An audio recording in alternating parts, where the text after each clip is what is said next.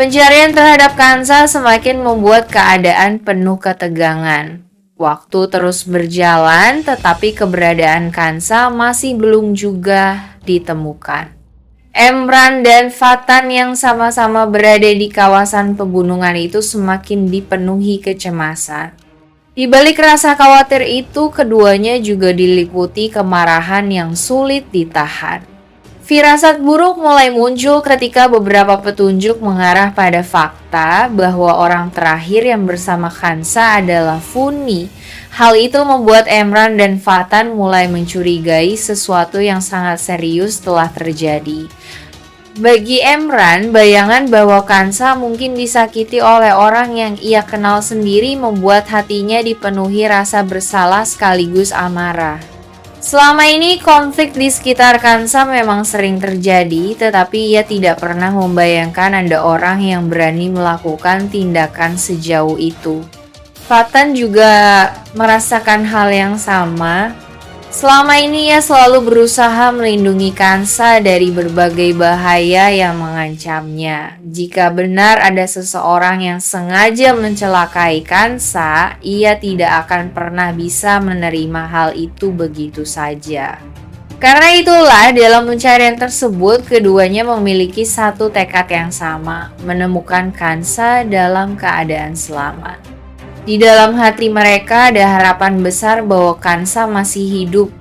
Namun di saat yang sama, jika nanti Kansa benar-benar ditemukan dan mengungkapkan bahwa Funi adalah orang yang telah mendorongnya ke jurang, situasi pasti akan berubah menjadi sangat serius. Emran dan Fatan tidak akan bisa tinggal diam jika hal itu benar terjadi. Bagi mereka, tindakan seperti itu sudah melewati batas, bukan lagi sekadar rasa cemburu atau konflik pribadi, tetapi sudah menjadi perbuatan yang hampir merenggut nyawa seseorang. Karena itu, jika Kansa selamat dan menceritakan kebenaran tentang apa yang terjadi di tepi jurang, maka konsekuensi besar akan menunggu Funi. Sementara itu, tanpa diketahui oleh siapapun, Kansa masih berjuang untuk bertahan di lereng jurang yang gelap. Setiap detik yang berlalu membuat keadaan semakin menegangkan. Dan jika akhirnya Kansa berhasil ditemukan hidup-hidup, pengakuannya nanti bisa menjadi titik balik yang mengguncang semua orang.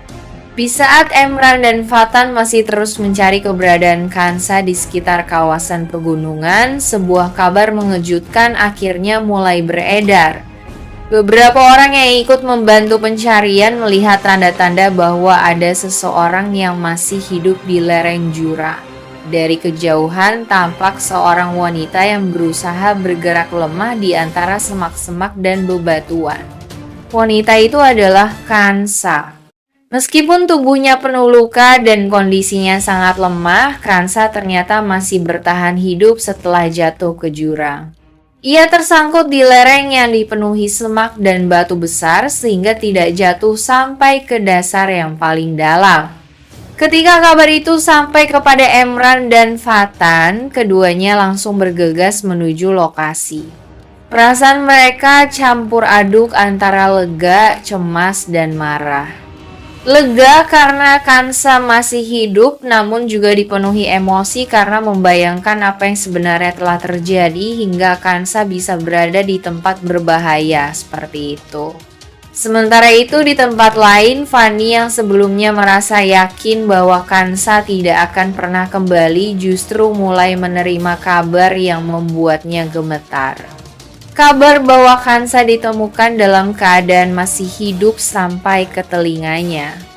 Wajah Funi langsung berubah pucat, rasa panik mulai menguasai dirinya. Semua keyakinan bahwa rencananya telah berhasil tiba-tiba runtuh dalam sekejap. Ia sama sekali tidak menyangka bahwa Kansa bisa selamat dari jurang yang begitu curam.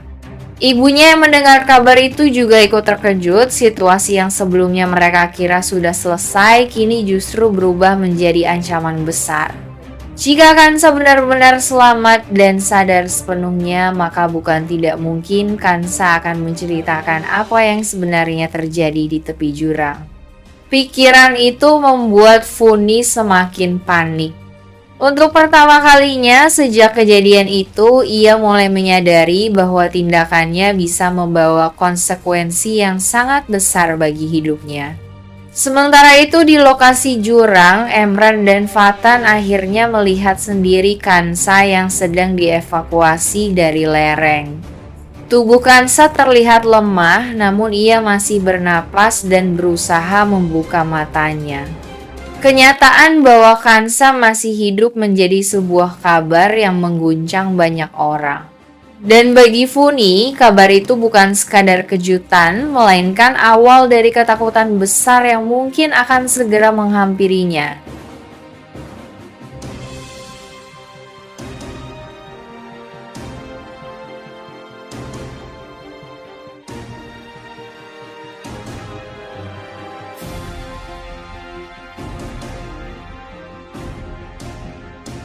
Tidak pernah benar-benar berani melangkah lebih jauh. Walaupun Kansa kini mulai mencoba menerima dirinya dan bahkan perlahan membuka hatinya, Emran justru merasa semakin takut. Ia merasa belum pantas memperlakukan Kansa sepenuhnya sebagai seorang istri. Di dalam hatinya ada perasaan bahwa jika ia sampai menyentuh Kansa sementara pernikahan itu sebenarnya tidak sah, maka rasa bersalahnya akan semakin besar. Perasaan itu membuat Emran selalu menahan dirinya. Bukan karena ia tidak mencintai Kansa, justru sebaliknya. Rasa cintanya yang begitu besar membuatnya takut melakukan sesuatu yang nantinya akan semakin melukai Kansa ketika kebenaran itu terbongkar. Setiap malam ketika mereka berada di bawah atap yang sama, Emran sering diliputi pikiran yang tidak tenang. Di satu sisi, ia ingin mempertahankan Kansa di sisinya selamanya. Tetapi di sisi lain, ia sadar bahwa semua yang ia miliki saat ini bisa runtuh jika Kansa mengetahui kebenaran tentang pernikahan mereka. Karena itulah, sampai sekarang Emran belum pernah benar-benar berani menyentuh Kansa. Bagi Emran, bukan sekadar soal menunggu waktu yang tepat, tetapi juga tentang rasa bersalah yang terus membayanginya. Ia merasa seolah-olah setiap langkah yang ia ambil bersama Kansa selalu diiringi oleh bayangan dosa dari keputusan yang pernah ia lakukan.